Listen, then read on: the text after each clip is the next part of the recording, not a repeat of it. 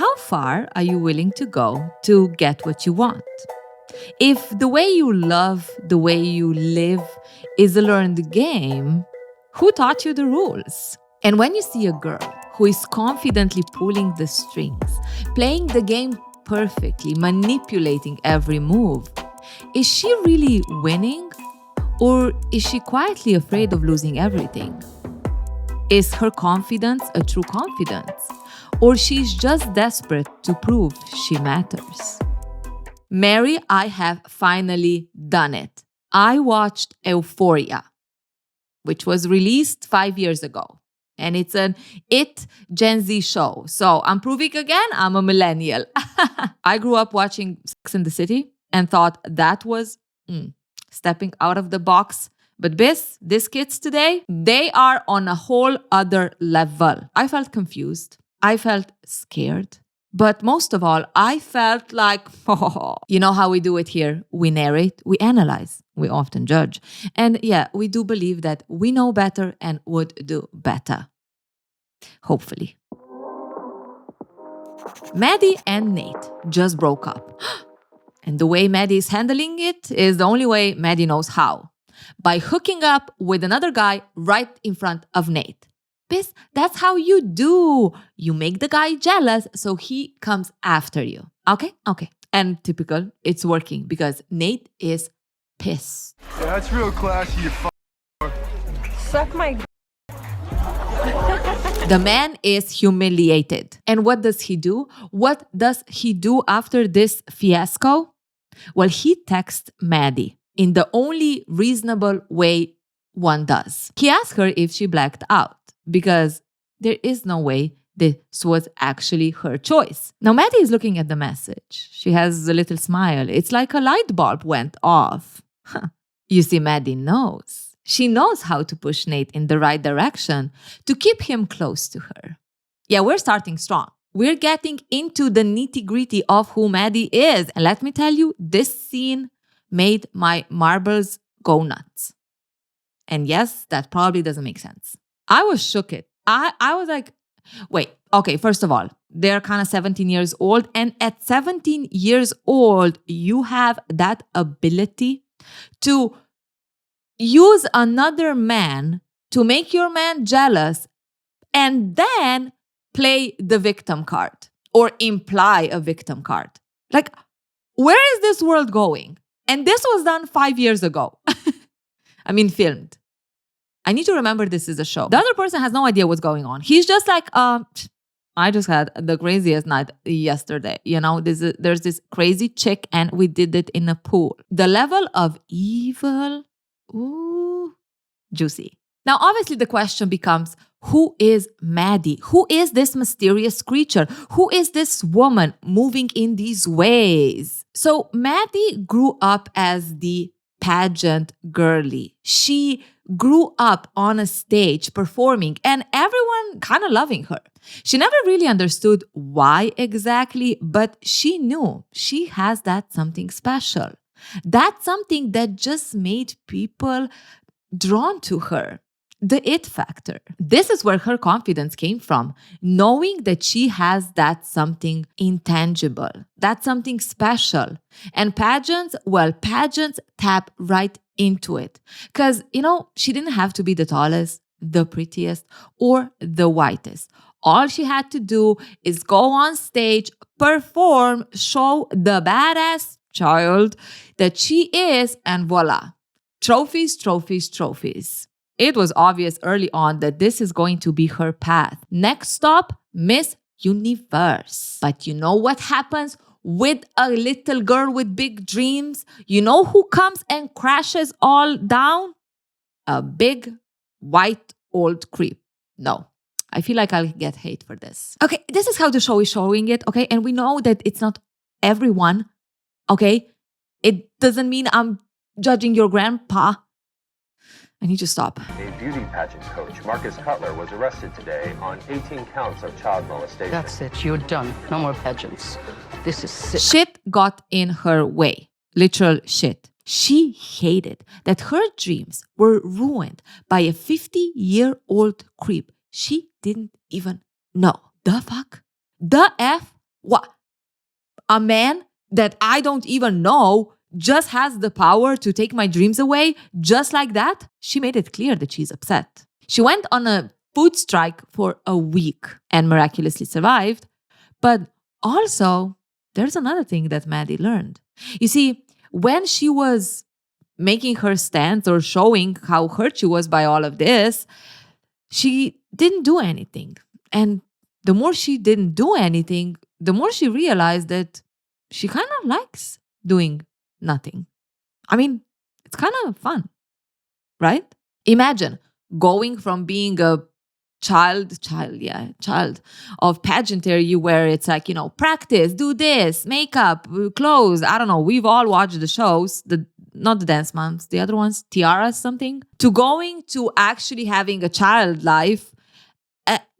Some revelations probably happened. Now, Maddy would never really say it, People are too political and woke these days. But in reality, career and job, all of that shenanigans, yeah, she wasn't really up for it. She just wanted to do whatever she wanted to do. Putting on makeup, scrolling on the phone while she's in the class. Again, a different reality from my childhood. I didn't even know that phones exist at that time. Age is a beautiful thing.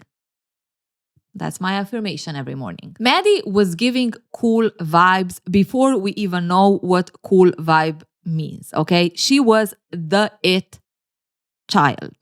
Now, when it comes to her parents, her mother was an esthetician. And Maddy was not impressed because, yeah, sure, you're having a job, which is a beauty-oriented job, but cut the crap. You're doing pedicure for rich people, period. Her dad, on the other hand, he was a little bit of a failure himself, according to Maddy, and according to us, right? Based on what we find out. He was an alcoholic who never could really keep a job. And not only that, he was also very good at pretending that still has a job long after he lost it. So, very reliable. Now, Maddy was smart, and she quickly understood that there are two types of people. Those who sit on the chair with their feet in the foot bath, and those who kneel in front of the foot bath. And Maddy knew which one she wants to be. So when she was sitting in that salon while her mom was working, Maddy was on a mission. She was paying attention, observing, analyzing, and learning who the women who sit on the chair were. What were they doing? She would be listening to what they talk about. And it was very clear that, they did nothing. Sure, maybe they had kids to raise or made sure that the bed linen or bedding is the right color, matching the aesthetics. But in reality, they basically did nothing. And if you remember, that was the favorite thing of Maddy's also. You can actually live without doing anything. You just need to get the right person to fund it all. Though there was another thing that Maddy noticed.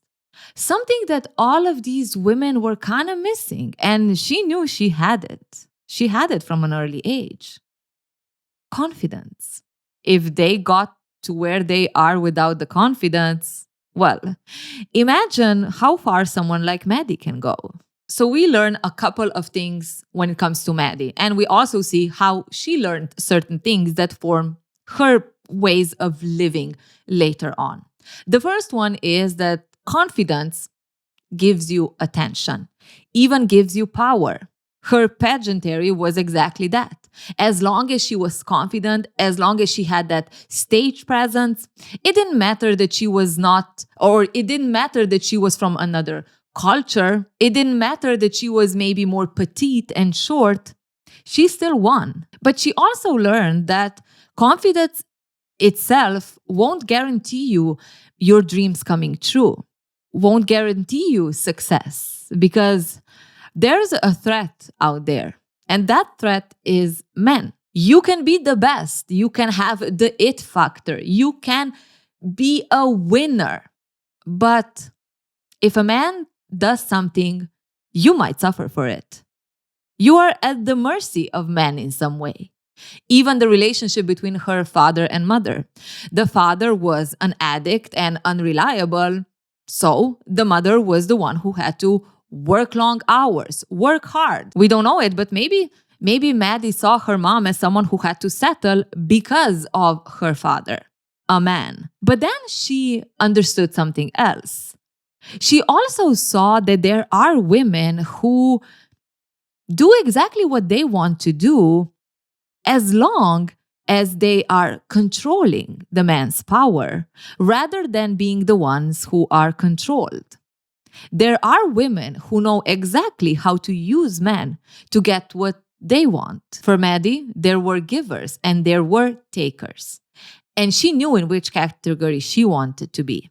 And because of her experience and what she is seeing and realizing, it is clear if I want to have what I want, I need to make sure that I have a man on board, but a man that I can control. Because in her mind, a woman on her own cannot do that. Because she's experiencing even her dreams being crashed just because of an existence of a man. So that's exactly how she sees it. Her life depends on the relationship she will have with a man. It could bring her down or it could lift her up. This is how her almost protective strategy has developed. It's not about that she is an evil mastermind who thinks that way. It's the fact that her experience showed her that, and maybe she didn't really have a chance to learn differently, to actually understand that there are not just these things that you see in life right now. Sometimes we live in a box and we're not even realizing that there are other things outside of that box that you would also be very good aligned with and not needing to, restore to certain, not the most healthiest ways. For Maddy, it's very clear. She does not want to end up like her mother. She is not going to be used by men. So she is most definitely going to be the one who's going to control them. Now, a young adult Maddy or a teenager Maddy is in high school, I think, or college. I don't know the schooling system in USA, but she is like 16, 17 years old. And boy, does Maddy get her eye on someone. She fancied Nate, the popular kid, the tall, muscular guy coming from a wealthy, well-respected family. And, it took some time before Nate actually noticed her. But once they paired, the fireworks. He was exactly what she wanted. A someone who is also hot. And he treated her right. Like when they started dating, he was the sweetest. Every day she would come to school and open her locker, a new bouquet of flowers. He really loved her. And, she loved him. I love you. I love you too. At least she loved the relationship she had with him. And look, Maddy was a really good girlfriend. If Nate wanted to see her in a pink, sweet lingerie, that's what Maddy would give to Nate. Okay, she might have left out some truth here or there, or just swapped it with a lie. But if a man wants to hear that his girl has never been touched and it makes him feel special, that's what you tell him. You're a virgin. Yeah. The reality was that Maddy was past being a virgin since the last vacation abroad. And sure, she was 14 and the guy was 40, but she was the one in control. And we pause. Stop the freaking carriage. We're going into the wrong direction. A 14-year-old is never in control, no matter what Lolita is trying to tell you. Though I've heard that Lolita is actually written from the perspective of a pervert. I've never read it, so, that's how I know. But I do know that this is wrong. Wrong, wrong, wrong, wrong, wrong. Now, in the defense of the show, which I know, let's calm down, take some chocolate. This is narrated by another teenager who has her own issues. And we strangely or interestingly get an insight of how teenagers see things. And the catch is that not even teenagers, even as adults, we like to equate sexual power with women and how they can control men, because that's how we're taught, right?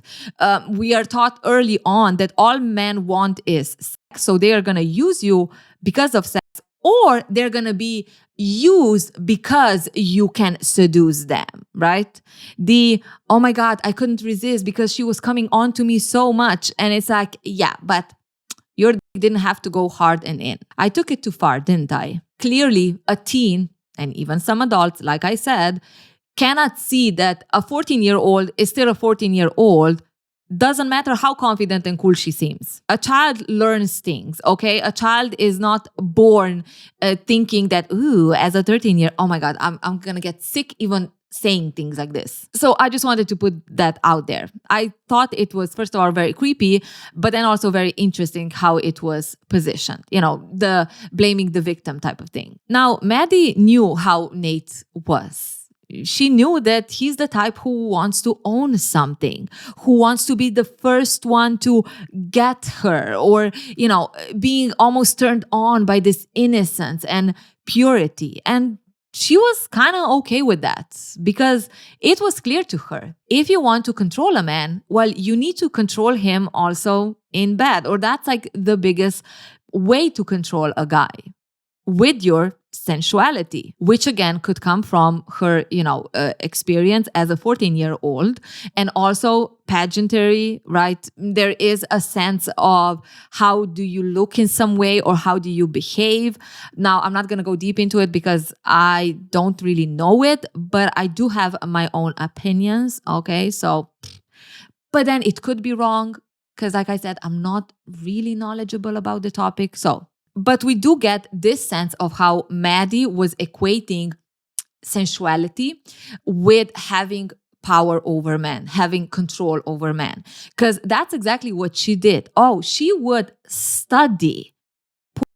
She would study how to move. She would study how to bend to make sure that she does it perfectly, the way men are attracted to, the way men would believe that she is enjoying it, the way it would make sure Nate feels good about how he is effing. Because if she manages to do that, if she manages to make a man feel confident and powerful, like he is in control and he is the shit, well, that's how you get what you want. Fucking kill for that coat. How much do you think it costs? And if Maddy wants a fur coat, well, she'll get that fur coat.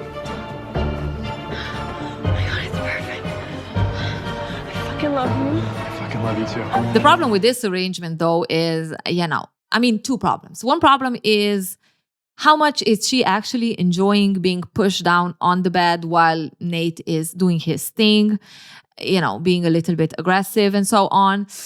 And the second thing is the whole monogamy thing. It was a little bit challenging for Maddy. Now, she never cheated, but she would find herself in some gray areas because biz, it is difficult when men are just drawn to you and they cannot resist the way you look, the way your energy is commanding their attention. But to be fair, most of the times, or the times that it happened, her and Nate were actually on a break. So she just took the opportunity to have some fun with other men. A DJ who said he opened for Calvin, what was it? Harris? The finance guy who lived on the upper side of the society. Or the hot guy who owned the roller rink or whatever. I don't think we have those in Europe. Did I just say the stupidest shit ever? Oh yeah, we totally have it. Well, I guess that's the next date night. Now, you might have noticed a little bit of a pattern when it comes to this man. They were all someone, or at least they presented themselves as someone. And that's the type Maddy goes for. Again, it ties back to what she learned as a child. You need to get a guy who has the right resources so then you can use him to get what you want, because that's the only way you can actually have a good life as a woman. Now, you might say a woman who doesn't want to do anything, but the reality is that Maddy grew up with doing a lot of things. Like I said, pageants, that's a lot of work for a child. But she almost learned that it gets her nothing if she doesn't have a man, or she doesn't have a man on her side. And right now, Maddy and Nate are broken up. And according to Nate, she was the one to call it off. We see her in her room. It's a pink decorated girly girls room, and she's having some chat with her girlfriends. Well, the chat is more her criticizing herself. Do you think my areolas look weird? No. One of her friends is like, Maddy, please stop. They don't look weird. You are okay. But Maddy is not so convinced. What does she mean? They don't look weird.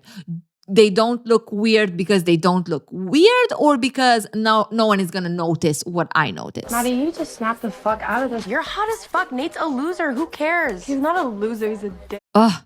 The friend has had it with Maddy, the perfect girl, right? Always complaining. But the thing is that Maddy's confidence was kind of crushed by Nate. You know when somebody just constantly criticizes like everything about you? Yep, that's like every guy. Like when you're with someone who constantly tells you you need to change this, you need to change that, you need to do blah, blah, blah, like it crushes your self-esteem. And that's how she feels right now. And she's annoyed with herself that she feels this way. I mean, you know, peeps, we talked about it before.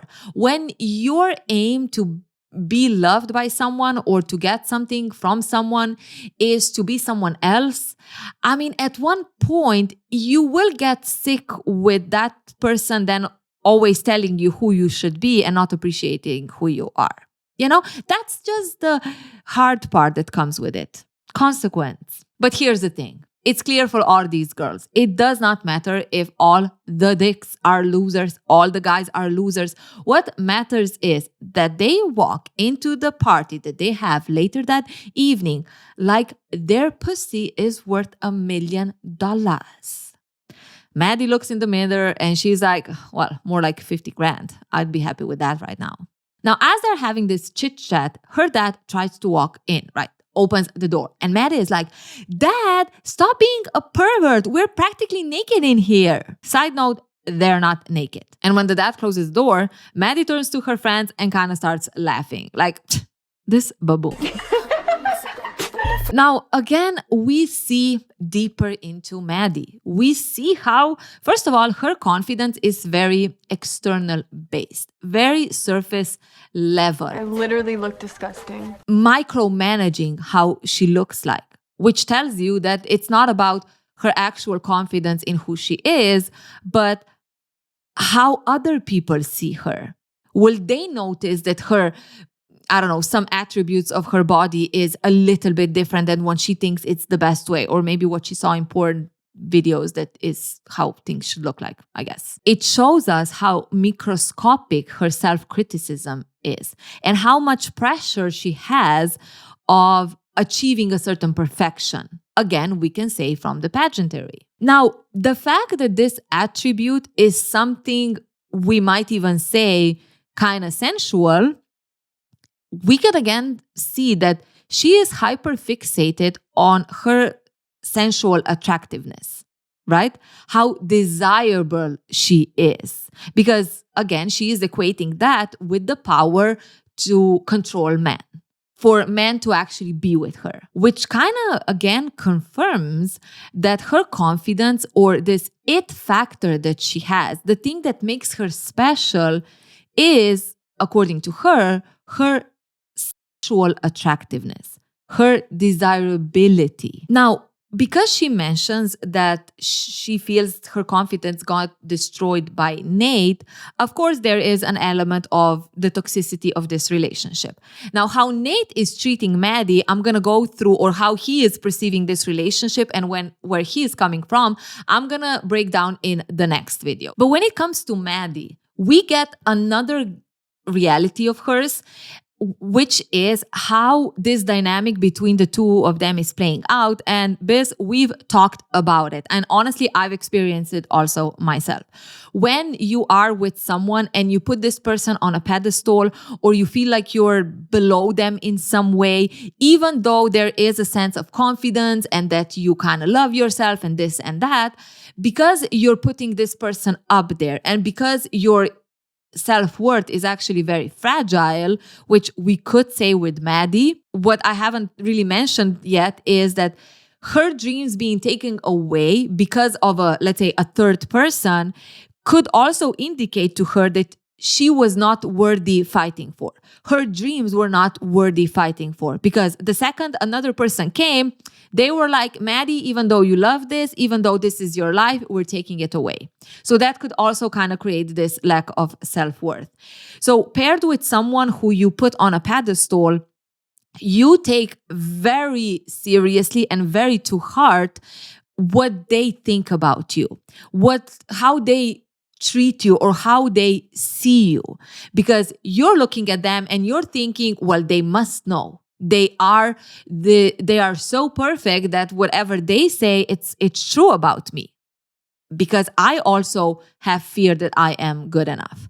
So the fact that she has this confidence on the outside, but then we see her struggling with this, microscopic managing of how she sees herself, being aware that Nate had an impact on that. It's basically showing how things roll out when you're basing your worth and when you're entering relationships based on this external validation, based on how you will grow as a worthy person because you are paired with a worthy person in your eyes. So when Maddy is looking in the mirror and criticizing herself and not acknowledging what her friends are saying, it does show that this criticism is coming from within. It's internalized. It's not really based in the reality of the outside. And it could also be a reflection of how Nate is seeing it or seeing her, or how he criticizes her, because that's what she puts value on. If a man will see me as worthy, I will get in life what I want to have in life, or I will not be powerless. Now, there is another interesting thing, which I kind of feel is very tied to teenage or like young adults, but like I said, it can also happen in your adult life. It's not necessarily just teens. Is this, what we need to do, or her friend saying that what they need to do is look like they have $1 million pussy and whatever. Look, bottom line, y'all need to walk into this party like your pussy costs $1 million. And it really shows this need for, let's say, this confidence or performative confidence. Like, I know what I'm worth and let's show them and blah, blah, blah. Which, when you go through some shit in your life, you kind of understand that that's all bullshit. And the real confidence comes from saying, you know what? I don't feel the best and that's okay. I feel like crap, but I'm still going to go out. I don't need to put something on to present myself as something, because that's just a very easy way for it to be crashed. Because one thing happens, one reaction happens that is not aligned with what you expect when you present yourself as cool and confident and blah, blah, blah, and everything crashes down. You deal with your emotions and your triggers much better when you actually acknowledge them. If I acknowledge, I feel hurt or I am hurt, I don't know how to handle this. If someone does something that triggers even more that, like, I'm at least already here, okay? So now it's much less to totally crash down, because I'm already kind of low to the ground and I acknowledge it, so I know how I'm gonna react to it. It's almost expected. But if I'm pretending that I'm here and someone says something, like, the fall is huge. Because not only am I dealing with the trigger, I'm also dealing with the fact that I try to ignore where I'm actually at. Does that make sense? And if you're someone who's dealing with this, just remember, say to yourself, you know what? I feel like crap. You know what? Seeing this person right now doesn't feel good because I don't know how to handle it, and you'll handle it better. Trust me. Now, I know what you're thinking. Probably. You're like, is she gonna mention how she defended Nate? You most definitely know I will. And if you haven't noticed it, when her friend calls Nate a loser, Maddy actually corrects her. Nate's a loser. Who cares? He's not a loser. He's a dick. She almost elevates him from being a loser. When you say loser, you perceive someone as, like low and, doesn't matter, he's a loser. But if you say someone is a dick, there is a sense of power, a sense of this person is a dick because they have the power and the attitude to do it, right? There is this difference between a loser who, if we say like in a pyramid or in a scale, it would be like lower, but it is someone who is like still considered as, you know, the cool guy or the cool person. Does that make sense? No, it's not making sense. It's making dollar. I need to stop this. And this gives us another hint at the way their relationship is, or her attachment to Nate. Now, the third interesting thing that happened in this very scene is her attitude towards her father. What are you doing for dinner? Dad, stop being a pervert. We're literally like all naked. Again, using something sexual, we are half naked, and how that serves her as power over man. In this case, she is scaring her dad that this would be something wrong, which of course it would be, but like she knows that this will be the reaction. So this is how she again uses like sexuality to control men in this case. And at the same time, how she has no respect to her father. She literally sees him as a loser. And pair that with how she sees Nate and how she sees her father and how she as a woman is managing all of this in the age of adolescence, we could say that she has some red pill influence. There are men who are the alphas, and those are the ones who I need to get in good relationships with. Not good relationships, like they need to be on my side, and I'm even willing to conform myself as long as I can have them, because that's the only way I can succeed in life. And then they are those who are just trash, who are just dragging us down, and I need to stay away from these people or these men. But now it's time to go to the party.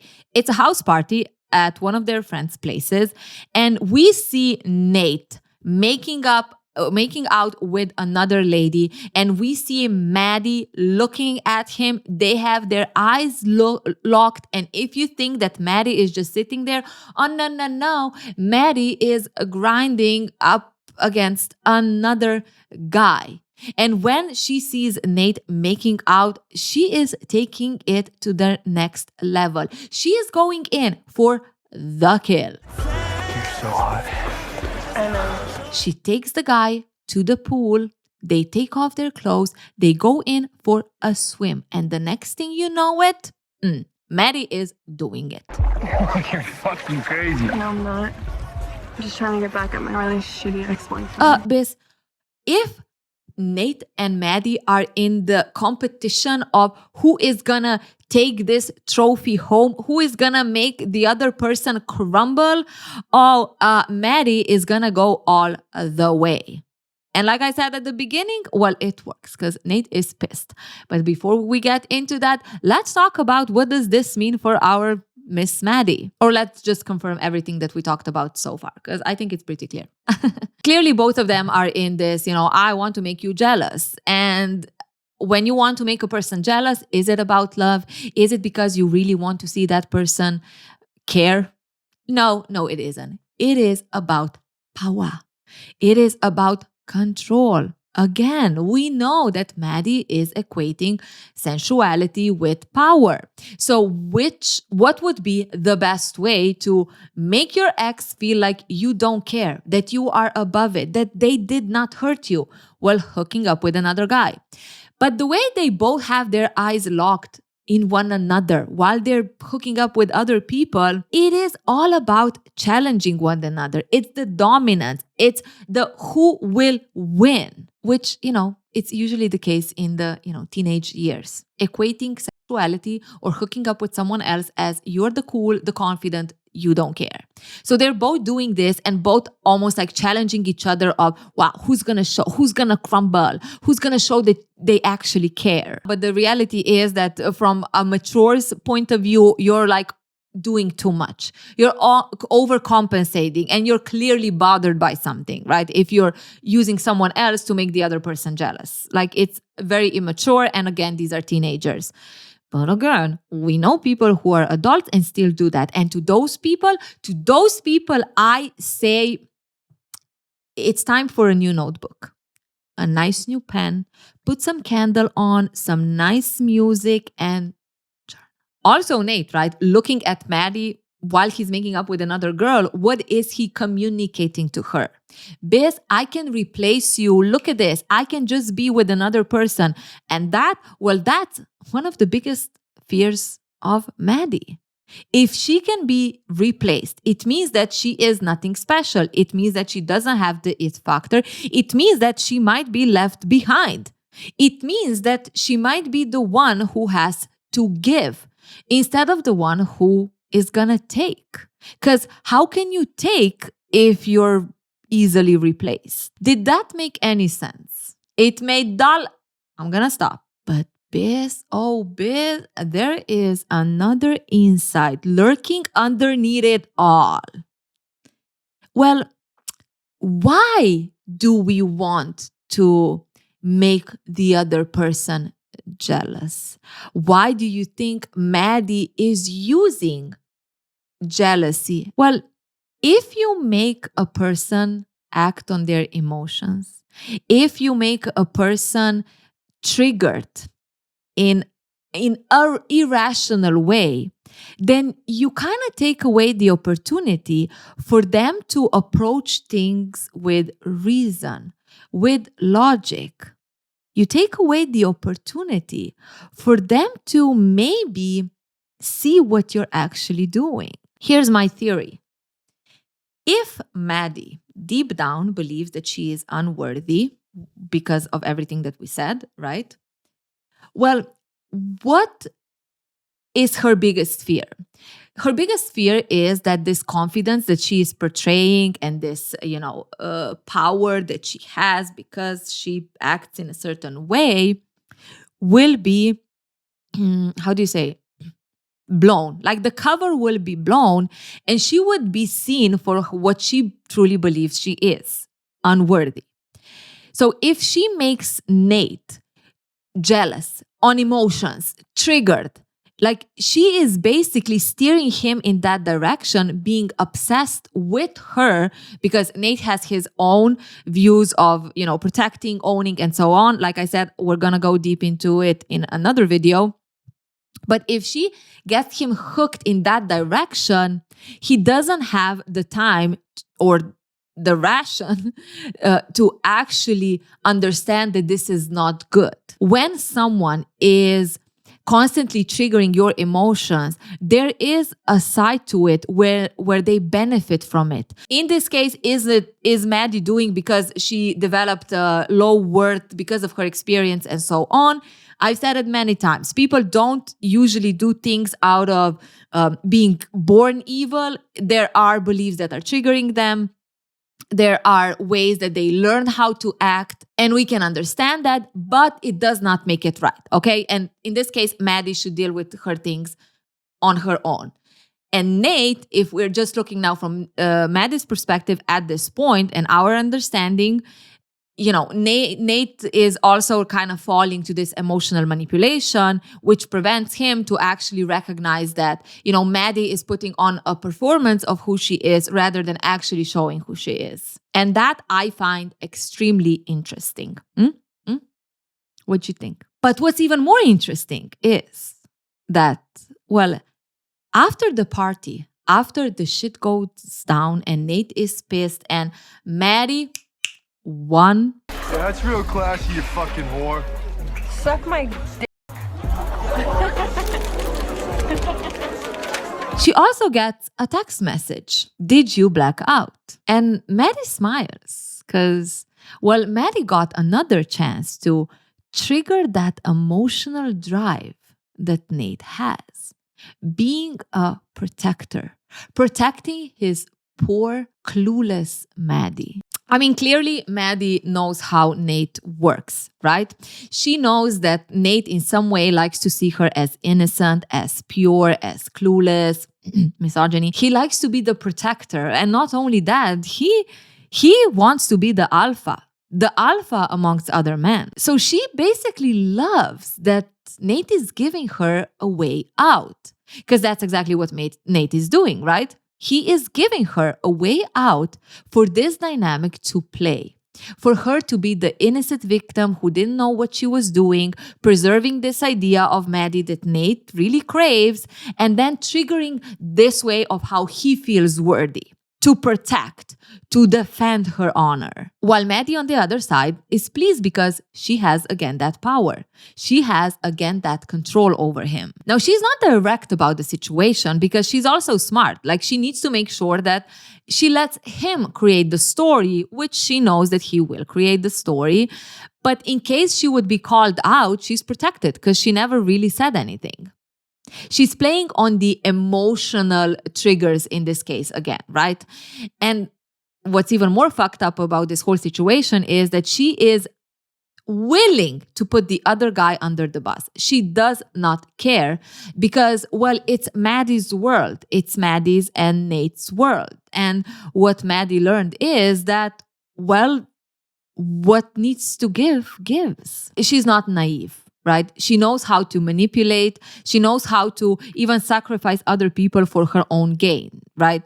And that's the thing, like I said before. You can say that this is something that she understood early on, and this is her way of protecting herself because she doesn't want to be replaced or ignored, forgotten, because she developed this belief that as long as I have a man by my side, a powerful man by my side, and I can pull the strings, I will also survive. It does not make it right. And it makes it very, very toxic. And the fact that at the end of the day, she did win this battle of jealousy, and Nate kind of came back to her crawling in some way, is confirming to her that sexual power and triggering jealousy and emotions is how you control men. In this case, is how she controls Nate. The irony is that she is actually pairing with someone who is fucked up in its own ways, and that's why these things work. So they are just in this cycle of abuse with one another, not thinking that this is how it is, and this is the right game. We see Maddy walking out of the school, and outside is Nate. He's leaning on his car, and he yells out to her. Yo, Maddy, What? let me take you out tonight. She's a bit sus. She wants to know why, but Nate just smiles and shrugs his shoulders.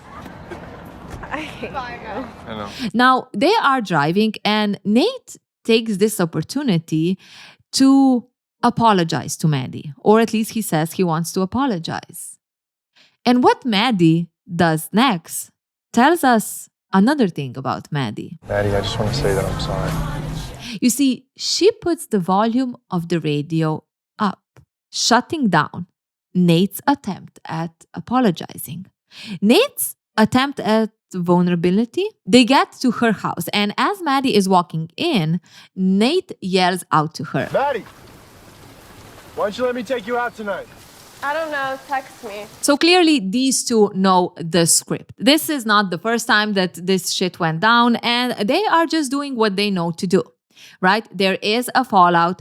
We make a scene out of everything, but then we are in the fixation mode or the ignoring mode. It reminds me of this typical, when people get into a fight, they would yell, they would call each other names, blah, blah, blah. The next morning they wake up and they're acting like nothing really happened, right? Because that's how they do. That's how they learn how to do things, and they just continue until the next breakout. And this is how I see Maddy and Nate doing this, right? He just standing outside, calling to pick her up. She goes in and blah, blah, blah. Now, the interesting part is, like I mentioned, this apologizing thing and Maddy turning the volume up. Now, one of maybe the most obvious thing could be that Maddy is used to this, and it could be that Nate apologized also in the past, and she is just not believing it anymore, right? She's just like, yeah, yadida, I'm not going to even listen to this anymore. We know how we do these things, so you don't need to now make it more than it is, a therapy session. Then there is a part of, well, if Nate apologizes, it kind of goes against what Maddy believes a powerful man is. If Nate apologizes, well, that kind of interferes with the game she knows how to play. It goes into the vulnerability territory and authenticity, and she's not comfortable with that. Maybe she is not comfortable with the idea that she needs apology, that she is a weak person who was done wrong and he is apologizing for. So ignoring the apology, not wanting to get into it, almost again acts as a way of showing her power, showing her unbotheredness. Like, you did not hurt me, so you don't need to apologize. She might be associating vulnerability with weakness, which she does not want to see in Nate because she's putting him on a pedestal, but also with her own weakness. If I need someone to apologize to me, it means that I've been hurt. And I don't want to show that because I am cool like that. This could very easily turn into silent punishment, right? I don't even allow you to apologize or to try to, explain yourself or try to connect with one another. And in this way, when I don't allow you to do that, I'm actually keeping the upper hand. It could result in Nate almost feeling this gratefulness, this quiet gratefulness, which again makes her feel more powerful. It's evening time and Nate is at Maddy's door. It's time for their date. And oh boy, do they have a magical date. They go bowling and all there is laughter, love, everything being romantic and magical. Two lovebirds enjoying each other. We see them sneak behind the building in an alley. It's raining and they are kissing. And in this romantic moment, while Nate is kissing Maddy, he also mentions the guy. That guy you fucked in the pool? What? Maddy is a bit confused. What? As he is unzipping her pants and sliding that hand in, he tells her he doesn't believe her, but also wants to know if it was good. What do you want to know, Nate? You want to know if it's this was for this? Now, you would expect them to be separate and arguing. Oh, but this would you be wrong because they are into it. They are kissing passionately. And Nate asks, was it? What if it was? Are you fucking fun? Yeah, but dead or alive, it's someone's bigger dick than you. Cut to them being back in the car. And Nate has a gift for Maddy. It's wrapped in a red box with a bow, and there is a card on it. Now we see Maddy unpacking or opening this gift at home, and it's not her style. It's another pinky, girly lingerie. Ew. But you gotta do what you gotta do, right? She puts it on and she goes up to the window and she dances a little bit in it. Because she knows that Nate is watching. Now, again, everything is happening by the book, by the game they are playing. And in this video, Maddy is driving. You see, him showing up with the bouquet of flower in the evening is exactly the reassurance that Maddy needs. All she did, the jealousy, the hooking up with another guy, it worked. Here, Nate is at her door, ready to woo her again. And how they go into that alley and how everything is like hidden and passionate, and the conversations that have shows this intense that have in this relationship and this toxicity that is actually bonding them, this danger but love, the two of them, being a little bit wicked. But despite them kissing passionately and this being like, oh my God, the book talk, or what is it, book love villain troops that is romantic. I don't even know where I'm going with this. It's so ridiculous. I mean, there is always a power play between the two of them. There is always the opportunity to see who's gonna one up, who's gonna win. In this case, Nate cannot help but play again this power challenge between the two of them, and Maddy not falling into it, but Maddy herself playing into it. How is the guy? Is he better than me? Oh, what if he is? Blah, blah, blah. It's all about this, who's the most powerful, who has the control in here. And that's basically the silver lining of their relationship. In Madden's mind, even, she's looking at this and she is thinking, oh, do I got this boy? He is obsessed and he really does care about me. Like, he is even willing to kill for me. Now, when they're back in the car and when we have this gift exchange, it's again a confirmation of the extremes that they have. If you think about it, like the bowling was shown as this scene of fun and love and laughter and kissing and picking her up and so on. Then it's the hidden alley where they are kissing passionately, but it's like limiting on danger because what he's asking her is actually interrogating about another guy. And she's even playing into it, triggering him even more. So you don't really know, will this now escalate or is this how they get turned on or whatever? To then go back to the car where it's this gift exchange and love Nate. So it's this highs and lows that they both love. But at the end, we also see how this is all actually working out or what is Maddy's role. Maddy's role is to be who Nate sees her to be and wants her to be. The innocent girl that is freaky when he wants her to be in a nice pink lingerie. And though she doesn't like it, well, again, that's how you have to play the game as a woman. I'll give you your fantasy as long as the attention is on me. But here's the thing, ladies and gentlemen, there's always three sides to a story. And right now, we went through the Maddy's view of this relationship and what is driving her actions. But who wants to know how Nate is living all of this and what is driving his behavior? Me. Well, I already know it because I already done the script. So I just need to film it now and post it. Okay. Let me know in the comments below all your thoughts about this freaking situation. Also, this is season 1. I haven't watched season 2 and season 3 is coming, I think. So, don't give me any spoilers in the comments. And here's the thing. Maybe Maddy found her own ways of how to stay protected.